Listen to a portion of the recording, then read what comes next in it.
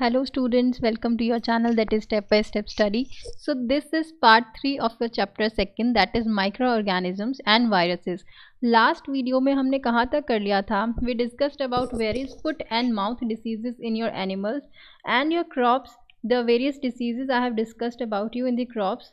Wheat में जैसे rust लगता है, wheat में smut लगता है. Then आपका जो पैडी है दैट इज़ राइस, उसमें ब्लास्ट. एंड सिट्रस कैंकर कहाँ पर लगता है? ऑरेंज में. एंड इन भिंडी वी कॉल इट ओकरा ऑल्सो. इन भिंडी कौन से डिजीज़ लगती है? Yellow vein मोजियाक. ओके, तो आपको ये भी मैंने बताया था कि आपसे ये पूछा जा सकता है एग्जाम्स में कि ये जो डिसीज़ हैं वो किसके थ्रू लगते हैं. For example fungi, bacteria, virus. तो आपको ये भी याद रहना चाहिए. Then what we have discussed कि जो प्लांट डिसीज़ हैं, अगर उसका क्रॉप यील्ड आपको पता है, जब भी किसी प्लांट में डिसीज़ होती है तो उसका क्रॉप यील्ड जो है वो बहुत रिड्यूस हो जाता है. तो उस चीज़ को हम कैसे सेव कर सकते हैं कि उसका यील्ड जो है डिसीज़ ना लगे और उसका क्रॉप यील्ड कम ना हो? पहला, sowing disease resistant variety of seed. दूसरा कि treating the seeds before sowing, बोने से पहले ही ट्रीट कर देना. तीसरा है आपका इंसेक्टिसाइड्स एंड पेस्टिसाइड्स को स्प्रे करना. ओके, तो इतना हमने कर लिया था और थोड़ी सी रिवीजन कर लेते हैं. The disease of dairy animals are 3 kinds. जो डेयरी एनिमल्स होते हैं, फॉर एग्जांपल जैसे गोट, बफेलो, काऊ, इनकी जो डिजीज़ होती है, डेयरी मतलब जो दूध देने वाले पशु पक्षी होते हैं आपके, इनमें कौन कौन सी डिसीज़ लगती हैं? 3 तरीके की इनमें डिजीज़ होती हैं. पहला parasitic, second one is infectious and third one is non infectious. Virus जो है आपका, it cause disease such as pox, dermatitis and foot and mouth diseases in animals. तो ये इंपॉर्टेंट है, याद रखना है. डिजीज़ एनिमल्स को कैसे प्रिवेंट कर सकते हैं हम अपनी डिजीज़ से? प्रॉपर सैनिटाइजेशन देके, प्रॉपर रेस्ट दिलवा के, देन उनकी डाइट पे कंट्रोल करवा के, इफेक्टिव वैक्सीनेशन के through, and proper diagnosis and treatment of disease. Okay, I hope it is clear. अब हम करने जा रहे हैं आज से नया जो टॉपिक है, that is your food poisoning. अब चलिए स्टार्ट करते हैं. मैं आपसे ये रिक्वेस्ट करूँगी, जहाँ पर भी मैंने आपके नोट्स बना दिए हैं, यहाँ पर आपको लगे तो आप इसका स्क्रीनशॉट ले लीजिए, अदरवाइज़ तो वैसे भी चलेगा, बट स्क्रीनशॉट जहाँ जहाँ इंपॉर्टेंट है वहाँ मैं बता देती हूँ, स्क्रीनशॉट लो. दूसरा कि ज़रूरत नहीं है आपको कोई भी एनसीईआरटी, कोई भी बुक पढ़ने के लिए. जितना मैं आपको कराती हूँ मोर देन सफिशिएंट है. जितना मुझसे हो पाता है उसमें भी मैं एक्स्ट्रा डिटेल्स आपको देती हूँ, तो आपको इधर उधर और कहीं भी पढ़ने की ज़रूरत नहीं है. वैसे मैं हर वीडियो में नहीं बोलती है, बट इस बार मैं इसलिए बोल रही हूँ क्योंकि एक्चुअल में बहुत ज़्यादा कवर हो चुका है आपका. ओके, चलिए without wasting our time start करते हैं फूड पॉइजनिंग से. We all know that food if not stored properly gets spoiled due to action of enzymes present in it. ठीक है, अगर फूड को आप ढंग से स्टोर नहीं करोगे तो वो स्पॉइल हो जाएगा due to action of enzymes, जो उसमें एंजाइम प्रेजेंट होते हैं उसकी वजह से. प्लस जो ग्रोथ है बैक्टीरिया की या फंगाई की, वो भी उसमें ज़्यादा हो जाती है इफ़ नॉट स्टोर्ड प्रॉपरली. अब ये क्या करते हैं, दीज बैक्टीरिया एंड फंगाई, ये अपने आप को बहुत ही ज़्यादा फास्टली मल्टीप्लाई करते हैं. कहाँ पर, कौन से इन्वायरमेंट में? इन केस आपसे ये पूछा जाए बैक्टीरिया और फंगाई की मल्टीप्लिकेशन के लिए, रिप्रोडक्शन के लिए सबसे अच्छा इन्वायरमेंट कौन सा है? तो इन्वायरमेंट जो इनको चाहिए होता है रिप्रोड्यूस करने के लिए, वो है आपका वार्म एंड ह्यूमिड कंडीशंस. अब ये वार्म और ह्यूमिड कंडीशंस में आपके बैक्टीरिया और फंगाई ये अपने आप को बहुत जल्दी जल्दी मल्टीप्लाई करेंगे. और कैसे करते हैं अपने आप को मल्टीप्लाई? ये by digesting the nutrients of food and spoil the food. ये क्या करते हैं, जो हमारा, अगर मान लो हमारा अच्छा फूड आइटम है, हमने उसको बाहर रख दिया, अच्छे से स्टोरेज नहीं करी, उसके ऊपर बैक्टीरिया लग गया, फंगाई लग गया. अब ये फंगाई और बैक्टीरिया क्या करेगा, अपने आप को रिप्रोड्यूस करेगा, प्लस अपने आप को क्या कर देगा, मल्टीप्लाई करते रहेगा. हमारा जो अच्छा फूड है उससे अपने न्यूट्रिएंट्स लेके हमारे अच्छे फूड को स्पॉइल कर देता है. इसी तरीके से जो है, जो ये ग्रोइंग माइक्रोब्स है, ये टॉक्सिन प्रोड्यूस करते हैं. ओके, अब फूड जो है, जब उस पर टॉक्सिक फूड हो गया आपका, तो ऑब्वियस सी बात है कि वो फूड ख़राब हो चुका है. So the food is spoiled by the microbe और by the toxin causing food poisoning. इसीलिए आप लोगों को जो है फूड पॉइजनिंग हो जाती है जब भी आप गंदा खाना खाते हो. जब भी फूड स्पॉइल होता है तो कैसे हम उसको आइडेंटिफाई कर सकते हैं दैट इट्स स्पॉइल्ड? पहला चीज़, अनप्लेजेंट स्मेल. जो स्मेल होगी वो बहुत ही अनप्लेजेंट आएगी. दूसरा, वो अपना कलर चेंज कर लेगा. एंड तीसरा, ऑब्वियस सी बात है, बैड टेस्ट. इन केस आप कभी भी योगर्ट लेके आएंगे, कभी समर्स के टाइम में देखना, उसको 5-10 दिन बाहर रख दो, 3 दिन के अंदर ही आपकी जो योगर्ट है वो इतनी गंदी स्मेल देने लग जाएगी. प्लस टेस्ट जो होगा उसका इतना ज़्यादा सोर हो जाएगा because of the over growth of your bacteria and fungi in it. And fungi आपने देखा ही होगा आपके ब्रेड्स वगैरह आइटम्स पे हमेशा जो है फंगाई लग जाता है गर्मी के टाइम पे। अगर आप उसको कोल्ड स्टोरेज देते हो तो वो बच जाता है, बट अगर आप उसको हॉट और ह्यूमिड इन्वायरमेंट दोगे तो ऑब्वियस सी बात है कि आपके फूड आइटम में क्या लगता है, फंगाई। सो सिम्टम्स जो हैं आपके फूड पॉइजनिंग के, इन केस अगर आपको फूड पॉइजनिंग हो गया है तो क्या क्या सिम्टम्स आपको नज़र आएंगे। पहला सिम्टम है आपको हेडेक होगा, दूसरा है फीवर, तीसरा वॉमिटिंग एंड डायरिया। ओके, तो फूड पॉइजनिंग जो है आपकी, it is caused by what, food poisoning हो कैसे जाती है आपको, it's caused by bacteria and fungi present on this spoiled food. अब कॉमन बैक्टीरिया आपसे पूछे जा सकते हैं जो फूड पॉइजनिंग कॉज करते हैं, तो यहाँ पर मैं आपका नेम लिख रही हूँ, काइंडली याद रखना है, ये इंपॉर्टेंट है।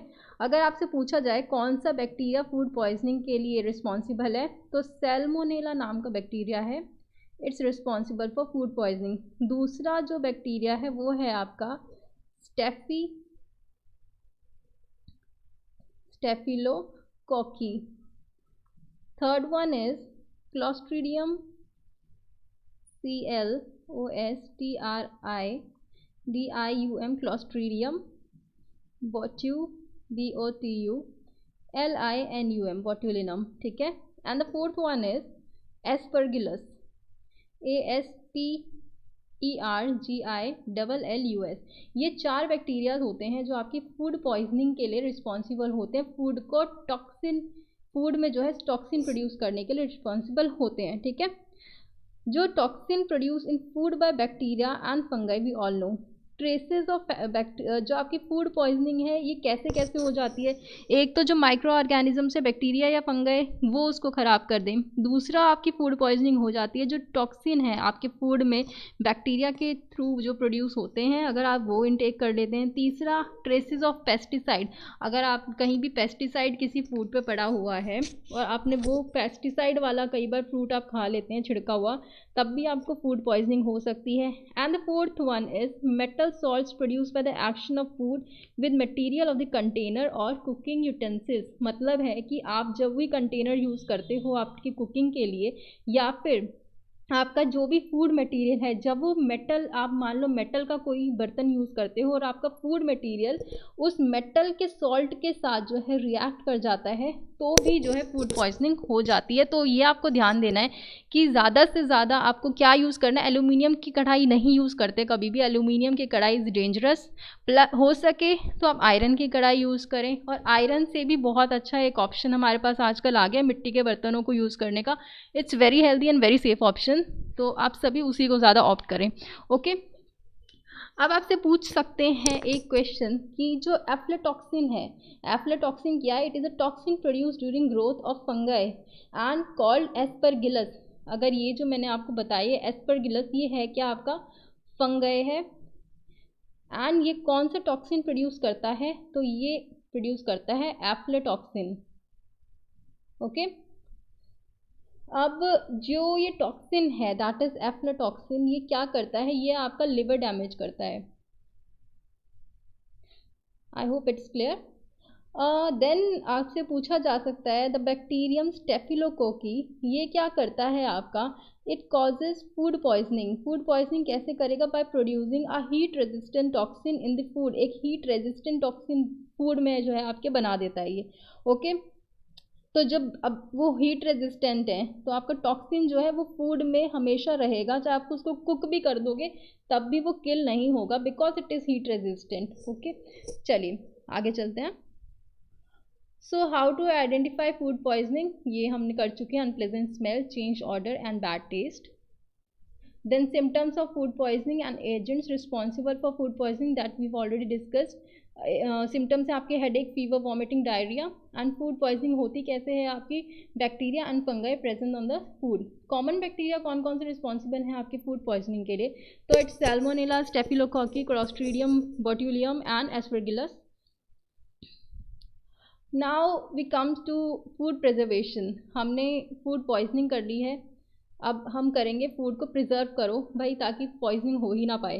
तो जो फूड प्रिजर्वेशन है, it's a process by which spoilage of perishable foods is prevented by using chemical और फिजिकल मेथड, ये एक ऐसा प्रोसेस है जिसमें आपके पेरिशेबल फूड आइटम होते हैं, जो आपके जल्दी खराब होने वाले फूड आइटम्स होते हैं। The process by which perishable food is prevented, कैसे प्रिवेंट करेंगे, या तो हम उसको केमिकल डाल के रख दें कोई, और कुछ और फिजिकल मेथड्स के थ्रू उसकी स्टोरेज होती है। अब आपने देखा होगा जब भी आप अचार को डालते हैं, आम का अचार ले लें, क्या कुछ भी, अगर आप वैसे नॉर्मल अचार डालेंगे तो ख़राब हो जाएगा, लेकिन किसकी वजह से वो ख़राब नहीं होता, बिकॉज ऑफ दी ऑयल, जो हम सरसों का तेल उसमें यूज़ करते हैं, प्लस सॉल्ट यूज़ करते हैं। ये दो चीज़ें ऐसी होती हैं जो आपके फूड को प्रिजर्व करते हैं। इसी को बोलते हैं हम कि फिजिकल मेथड के थ्रू। और केमिकल्स भी, कई ऐसे केमिकल्स डलते हैं। अब जैसे बाहर में कैन जूस आप पीते हैं, या फिर आप कोई भी फूड आइटम लेके आते हैं, ईटेबल नॉन ईटेबल जो आइटम लेके आते हैं, या फिर कोई पीने का भी आइटम होता है, तो वो उसमें लिखा होता है बेस्ट बिफोर 6 मंथ्स। तो वो 6 मंथ्स तक भी कैसा चलता है, बिकॉज उसमें प्रिजर्वेटिव्स डले होते हैं, केमिकल्स डले होते हैं। यही इसी तरीके से हम करते हैं फूड की preservation. Okay, most common method use for food preservation is, सबसे कॉमन मेथड जो होते हैं हमारे फूड को प्रिजर्व करने के लिए, कौन कौन से होते हैं? पहला होता है बाय कूलिंग। अगर हमें पता है कि the spoilage of food such as vegetable, meats, fruits, boiled milk, curd and cooked food, they can be prevented by keeping them at low temperature in refrigerator और deep freezers। जो भी आपका food item है, such as कोई भी vegetable है, कोई भी मीट है, आपके फ्रूट्स हैं, बॉइल्ड मिल्क है, कर्ड है, इन सबको कैसे प्रिवेंट कर सकते हैं हम? उनको लो टेम्परेचर प्रोवाइड करके, बिकॉज वी ऑल नो कि हमारे जो माइक्रो ऑर्गेनिजम्स हैं, दैट इज़ माइक्रोब्स, उनको किस तरीके का इन्वायरमेंट चाहिए होता है आपकी ग्रोथ के लिए? उनको चाहिए होता है गर्म इन्वायरमेंट, हॉट एंड ह्यूमिड। तो हमें वो इन्वायरमेंट नहीं देना, और हम नहीं चाहते कि हमारा फूड आइटम ख़राब हो, तो हम उनको प्रोवाइड करेंगे कैसा? Temperature, low temperature. So we'll provide them low temperature, और ये लो टेम्परेचर आपका, या तो हम उसको रेफ्रिजरेटर में रखेंगे, otherwise in deep freezers, right. तो लो टेम्परेचर जो है आपका, ये आपका किस काम आता है? लो टेम्परेचर में होता क्या है basically? It retards the growth of bacteria. अगर आपसे पूछा जाए कि हम लो टेम्परेचर पे क्यों रखते हैं फूड आइटम को, ये तीसरी स्लाइड है, और मैं तीसरी स्लाइड में हर बार यही समझाती हूँ, because it retards the growth of food, growth of bacteria. And दूसरा है कि it inactivates the enzymes present in the food items. अब जो एंजाइम्स हैं वो क्या करते हैं? जब वो एक्टिवेट हो जाते हैं तो वो टॉक्सिन प्रोड्यूस करते हैं, तो हमें इन एंजाइम्स को एक्टिवेट होने से रोकना है। तो इसको कम करेंगे इनएक्टिवेट, और इनएक्टिवेट कैसे होंगे? ये लो टेम्परेचर पे, ठीक है। अब कौन कौन से फूड आइटम्स हैं कॉमनली, अगर आपसे पूछे कि भाई किस किस चीज़ को आप लो टेम्परेचर पे रखना चाहिए? फिश हो गई, मीट हो गई, आपका दूध हो गया, ठीक है। ये सब आइटम्स जो है हमें लो टेम्परेचर पे रखने चाहिए, ताकि ये महीनों महीनों जो है ख़राब ना हो। स्पेशली फ़िश देखी होगी लोगों की 6-6, 7-7 महीने भी चलती है फ्रीज़र में, वो इसी वजह से चलती है, बिकॉज उसको डीप फ्रीज़ किया जाता है। और फ्रिज में नहीं रखना, उसको फ्रीज़र में रखना है, जो आपके ऊपर ठंडे वाली बर्फ़ वाली ट्रे होती है ना, उधर। चलिए,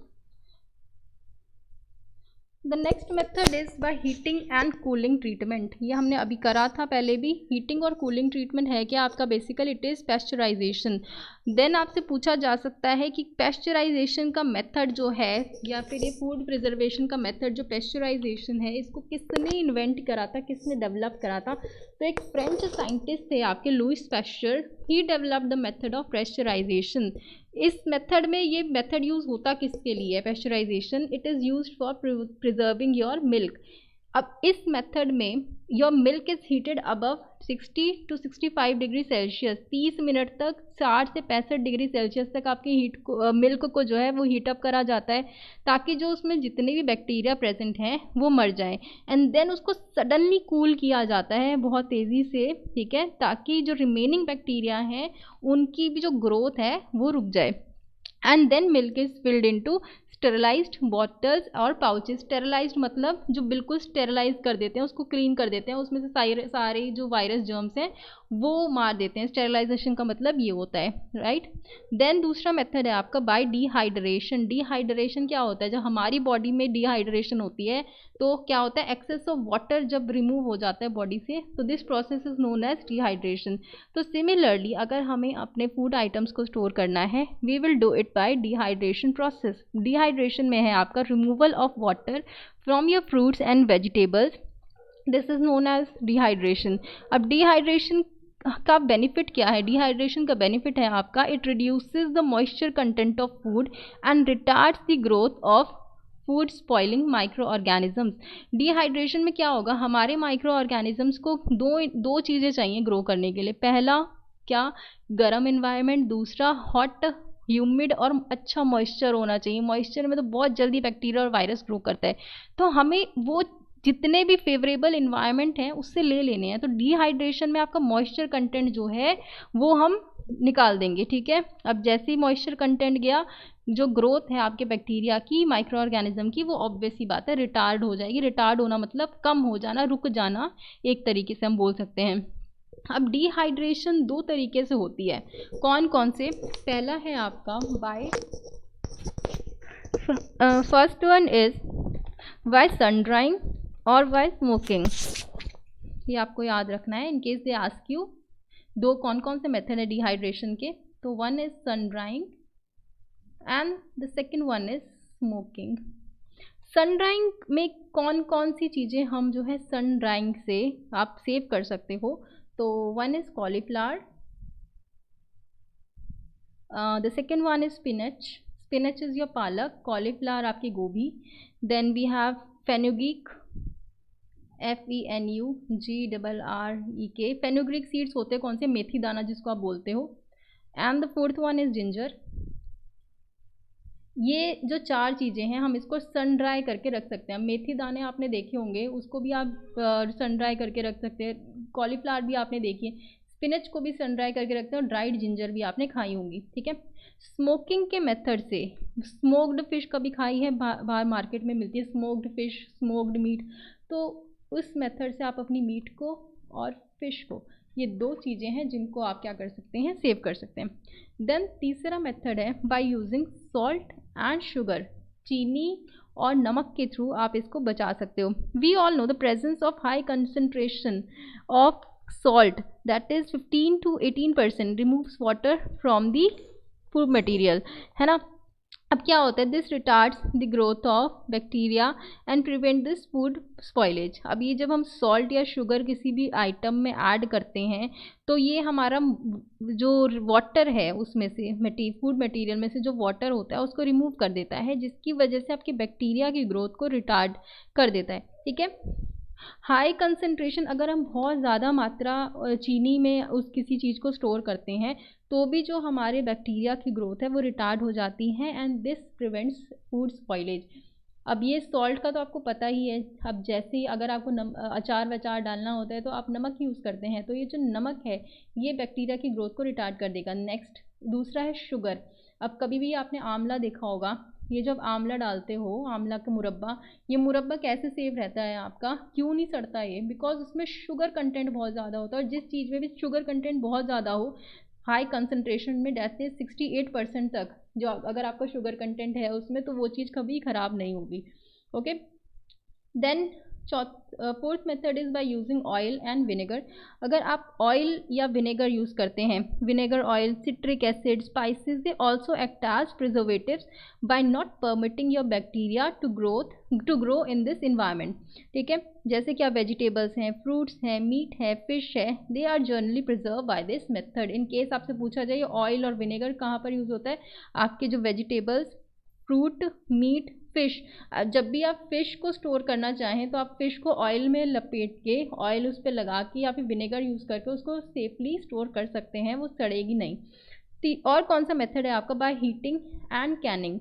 हीटिंग का क्या है आपका, heating of food at about 100 degree Celsius, 110 degree Celsius तक अगर आप अपने फूड को हीट करते हो फॉर अबाउट 30 मिनट्स, तो वो क्या करेगा, सारे के सारे बैक्टीरिया को, माइक्रो ऑर्गेनिजम्स को किल कर देता है। जो फूड मटेरियल है, it is heated to kill germs when canned under vacuum remain safe for long period. अब हमने अपने फूड मटेरियल को हीट कर दिया, कोई भी फूड मटेरियल है 110 डिग्री तक आपने हीट कर दिया, उसका बैक्टीरिया वगैरह सब कुछ मार दिए। देन उसके बाद क्या प्रोसीजर है, हम उसको कैनिंग करेंगे। कैनिंग क्या होता है, एयर टाइट कंटेनर्स होते हैं आपके जिसमें एयर एंटर नहीं कर सकती, और जब एयर एंटर नहीं करेगी और एक वैक्यूम क्रिएट हो जाएगा, तो हमें पता है कि किसी भी आपके माइक्रो ऑर्गेनिज्म को ग्रो करने के लिए एयर जो है, एयर एक इम्पॉर्टेंट फैक्टर प्ले करती है। जब हम उसको एयर नहीं दे रहे, एक वैक्यूम क्रिएट कर देते हैं, एयर नहीं है तो मॉइस्चर भी नहीं है, ऑब्वियस सी बात है, पानी भी नहीं, कुछ भी नहीं है, और वैक्यूम क्रिएट हो गया तो ऑब्वियस सी बात है हम उसको क्या करेंगे, इस तरीके से वो प्रिजर्व हो जाएगा। Then we have by using chemical preservatives. ये सभी को पता है कि एक सर्टेन टाइप ऑफ केमिकल्स हैं जो आप यूज़ करते हो अपने फूड के प्रिजर्वेशन के लिए, तो उन केमिकल्स को ही आप केमिकल प्रिजर्वेटिव्स बोलते हो। अब जब chemical substance which prevents your food from spoiling, उसको हम और क्या बोलते हैं, हम उसको फूड प्रिजर्वेटिव्स भी बोलते हैं। जैसे कि हमने डिस्कस करा था कि ये जो 10-10 महीने चीज़ें चल जाती हैं खाने की, वो कैसे चलती हैं, because we have added food preservatives in them.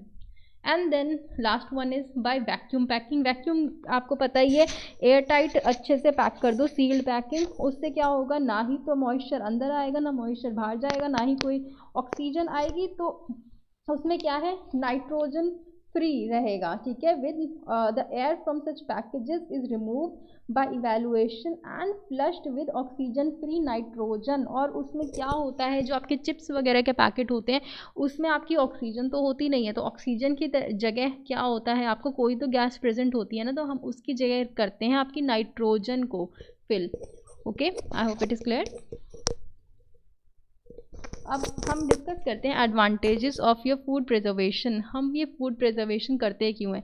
पहला, to decrease the food wastage. अगर हम फूड को प्रिजर्व नहीं करेंगे तो हमारा जो पेरिशेबल फूड आइटम है, जल्दी ख़राब होने वाला फूड आइटम है, वो जल्दी ख़राब हो जाएगा। तो उसके लिए, और अगर ऐसे हमने एक देखा कि हमने किसी चीज़ की भी खेती करी और हमने फ्रूट्स वगैरह उगा लिए और देख रहे हैं हम कि यार वो तो 3-4 दिन में सड़ गया, तो उसका कोई भी बेनिफिट नहीं है। तो हमें क्या करना है, अपने फूड की प्रिजर्वेशन करनी है ना। वो जब हम उसको प्रिजर्व करेंगे या फिर उसके वेस्टेज को रोकने के लिए हम क्या करते हैं, फूड की प्रिजर्वेशन। देन दूसरा है आपका, it increases storage period. Storage period को वो इंक्रीज़ कर देता है shelf life of perishable food material. अगर हमने उसको स्टोर कर दिया तो उसको हमारे पेरिशेबल फूड आइटम्स की जो शेल्फ लाइफ है, फॉर एग्जांपल अभी हमारा जो एप्पल है वो 10 दिन चलेगा, ठीक है। अगर हमने उसको स्टोर करवा दिया तो वो 1 साल भी निकाल देगा, 2 साल भी निकाल देगा। तो इस तरीके से होती है हमारी कि हमारा जो स्टोरेज पीरियड है, जो हमारा शेल्फ लाइफ है किसी भी फूड मटेरियल की, वो इंक्रीज़ हो जाती है। तीसरा है, it ensures the availability of out of season food material. Last slide में हमने क्या किया था कि हर सीज़न में हर एक फूड आइटम अवेलेबल नहीं होता, हर सीज़न में हर फ्रूट भी अवेलेबल नहीं होता। तो ताकि हमें थ्रू आउट द सीज़न हमें सारा फूड मटेरियल मिल सके, so to ensure this availability of food material, we do what, food preservation. And the fourth one is, it ensures the availability of perishable food material even at distant places. बहुत दूर दूर के places में भी जो है ये availability of perishable food material को क्या करता है, ensure करता है। चलिए, I hope it is clear. So आज तक का जो सेशन है हम यहीं तक रख देंगे। अब नेक्स्ट सेशन में आगे का सिलेबस आपको कंप्लीट कराऊंगी, तो उससे पहले जल्दी से हम रिवीजन कर लेते हैं हर चीज़ की। फूड पॉइजनिंग कैसे कॉज होती है, बाय ईटिंग स्टेल या फिर गंदा food. Then the symptoms of food poisoning, क्या क्या होते हैं आपके फूड पॉइजनिंग के symptoms, headache, fever, vomiting, diarrhoea. Food poisoning is caused by, कैसे हो जाता है, is caused by the toxins produced in food by bacteria and fungi. Common bacteria जो हैं आपके फूड पॉइजनिंग कॉज करते हैं, तो वो हैं आपको salmonella, staphylococci aspergillus and clostridium botulinum. Okay, then we have the process by which spoilage of perishable food is prevented। किस तरीके से हम पेरिशेबल फूड आइटम के स्पॉइलेज को रोकते हैं, तो पहला है आपका केमिकल एंड दूसरा है फिजिकल मेथड्स। और इन्हीं फिजिकल और केमिकल मेथड्स को हम क्या बोलते हैं, food preservation methods. Then we have is perishable foods can be preserved by storing. कैसे हम अपने पेरिशेबल फूड आइटम्स को स्टोर कर सकते हैं, पहला by storing at low temperature, दूसरा by pasteurization, third is by dehydration, by using salt and sugar, heating and canning, and by using chemical food preservatives. Food preservation आप क्या चीज़ increase करता है? It increases this shelf life of perishable food material.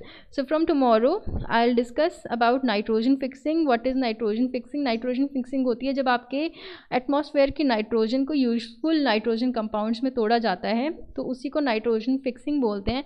कौन सा bacteria nitrogen fixing करता है? दो तरीके से होती है आपकी नाइट्रोजन फिक्सिंग. एक होती है बाय सिम्बायोटिक बैक्टीरिया. अब सिम्बायोटिक बैक्टीरिया क्या है, राइजोबियम क्या है, ये हम कल की क्लास में डिस्कस करेंगे. So till then good bye, take care, keep studying. ज़्यादा से ज़्यादा शेयर करो. सारे सेशंस फ्री हैं आपके और इतने नॉलेज है इसमें कि बुक भी पढ़ने की ज़रूरत नहीं है, और आउट ऑफ द बॉक्स भी नॉलेज जितनी हो सकती है मैं आपको दे देती हूँ. तो काइंडली जिस बच्चे को ज़रूरत है इस चीज़ की और जो अफोर्ड नहीं कर पाता एजुकेशन, काइंडली आप उस तक के सेशन को पहुँचाएँ एंड शेयर करें. Till then take care, good luck, all the best.